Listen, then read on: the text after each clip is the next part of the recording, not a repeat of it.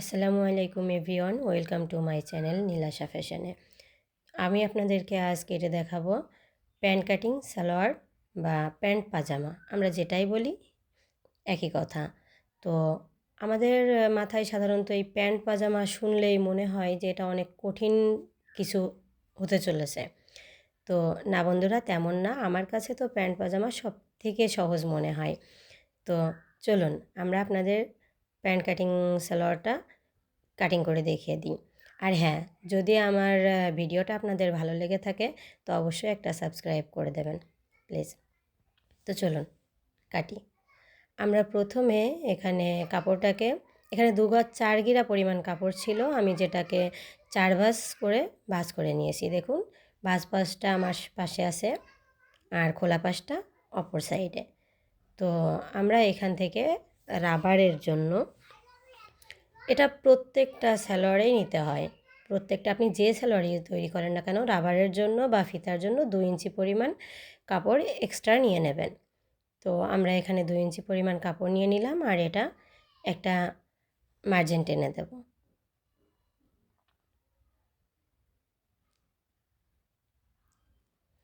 এবার আমাদের লম্বার মাপটা নিতে হবে। তো সালোয়ারের লম্বার মাপ যেটা, আপনারা সেটাই নেবেন, আপনাদের যার যতটুকু প্রয়োজন। তো আমার এখানে 36 ইঞ্চি ঝুল রাখতে হবে সালোয়ারটিতে। তো আমি 36 ইঞ্চি ঝুল নিয়ে নিলাম রাবারের ঘরের নিচের থেকে। তো এবার এটাকেও আমি সমানভাবে দাগ টেনে আলাদা করে নিলাম।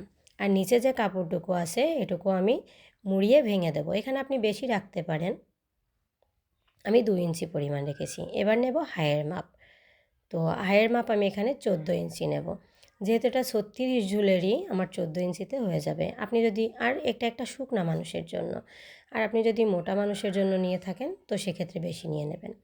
তো আমরা এখান থেকে হিপের মাপটা নিয়ে নেব।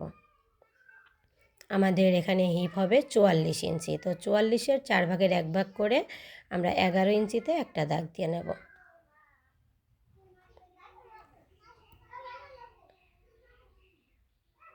এটা একটু লুজ ফিটিং করেই নেব আমি। তো আপনিও লুজ ফিটিং করে নেবেন, কারণ সুতি কাপড়ের সালোয়ার বেশি টাইট হয়ে গেলে ফেটে যায়, এটা আমরা সবাই জানি। তো আমরা 11 ইঞ্চিতে একটা দাগ টেনে নেব। এই সাইড থেকেও আমি সমান করে 11 ইঞ্চিতে একটা দাগ টেনে নিচ্ছি। এবার আমরা হায়ের অংশটাকে মিলিয়ে সমান করে দাগ টেনে নেব।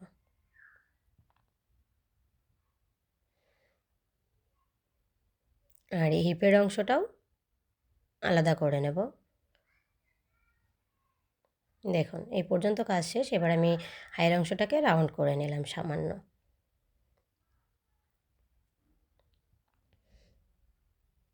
এবার যেটা করতে হবে, আমাদের প্যান্ট পাজামা সেহেতু আমাদের সাইডটা একটু চাপা টাইপের হয়। তো আমরা যে সাইডে, আমাদের দিকের সাইডটা, ওইখান থেকে 3 ইঞ্চি ভেতরে একটা দাগ দিয়ে নেব পায়ের মুহুরির কাছ থেকে।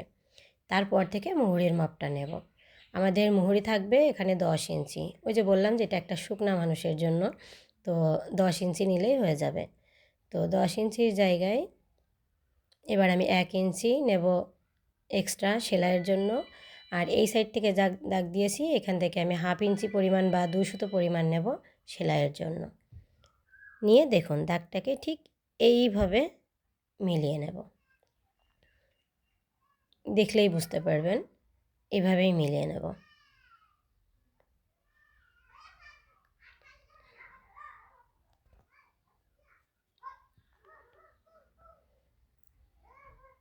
এবার কোমরের সাইড থেকে 1/2 ইঞ্চি পরিমাণ দাগ দিয়ে এই সাইডটা মিলিয়ে দেব। এতে শেপটা বেশি সুন্দর হয়।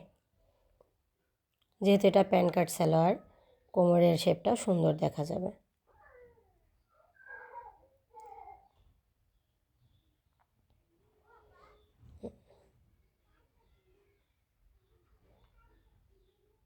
এবার এই সাইডটা মিলিয়ে নেব। আর আমি যেভাবে শেপ কাটটা ধরে নিয়েছি, এটা করলে কি হয়, ওই কোমর আমরা অনেক সময় সালোয়ার পরলে হায়ের ওইখান থেকে কুঁচকে যায়। এরকমভাবে শেপটা ধরে কেটে নিলে কুঁচকাবে না, ওটা সমান হয়ে থাকবে। এবার আমরা দাগ অনুযায়ী কাটিংটা করে নেব। এখানে আর কিছু নেই, দাগ অনুযায়ী কাটিংটা করে নিলেই হবে।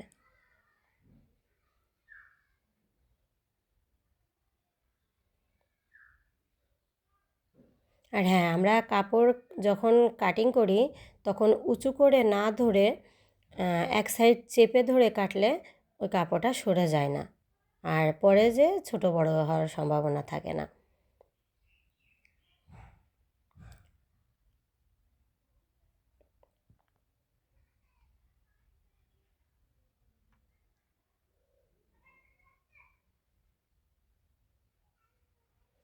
আমি কাপড়টাকে ঘুরিয়ে নিয়েছি, যেহেতু সুতির কাপড় অসুবিধা হয়নি, নড়েনি।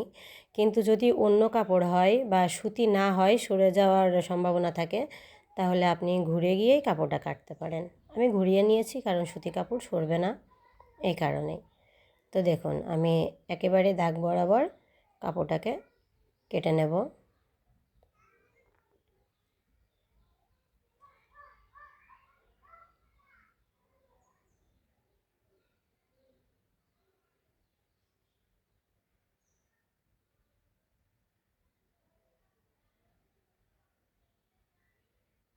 হয়ে গেল আমার প্যান্ট কাট সালোয়ার। এটা রাবারের ঘর।